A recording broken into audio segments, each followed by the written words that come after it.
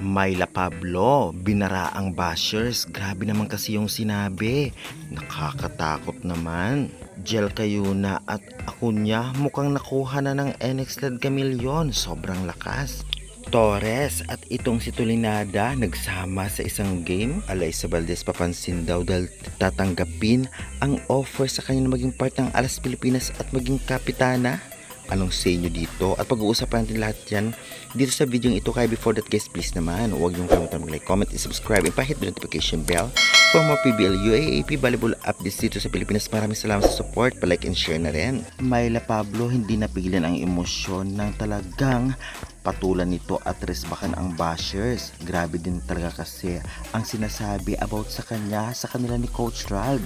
Kung ating titignan sa komento ay talagang pinatulan niya ang mga bashers dahil sa kung ano-anong pinagsasabi ng mga ito. Well, alam naman nating lahat na walang masamang magmahal at syempre nagkagustuhan naman si Coach Ralph at ito naman si Myla Pablo, walang masama doon. Kaya supportan na lang natin ang ating mga players sa PVL at ang ating coaching staff. Kaya guys, deserve ba din ang mabash? Pa-comment nga dyan sa baba.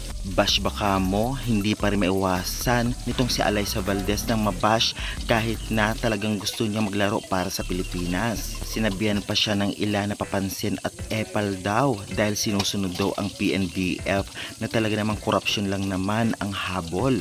Well, talaga namang nagsialisan ang ilang Alas Pilipinas players dahil daw sa maling pamamalakad ng management at itong si Alaysa Valdez ay tinatrato pa na malinis kaya naman syempre papasok daw ito sa Alas at susuportahan pa.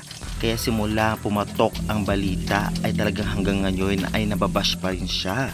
Kaya guys, deserve niya bang mabash ng ganito o talagang para sa Pilipinas lamang ang kanyang iniisip? Pa-comment nga dyan sa baba. NX-led Camillion mas lalakas pa dahil madadagdag daw si Jel Cayuna at itong si Acuña. Well, alam naman nating malakas din ang dalawang ito at may connection. Kung sakali mapupunta talaga sila sa NX-led Camillion, tiyak talagang mas gagaling ang NX-led dahil sa galing na setter ni Cayuna. Kaya good luck na lamang. At syempre, nagsama din ito ngang si Tulinada at itong si Torres sa outdoor volleyball kung saan talaga namang nagtry sila mag beach volleyball. Well, talaga nakaka-excite to at syempre nakakatuwa makita magkasama ang dalawa, lalo pa magkaibang team sila sa PVL. Kaya gusto nyo muna ang ating update. Maraming salamat, pa subscribe na lang for more volleyball update.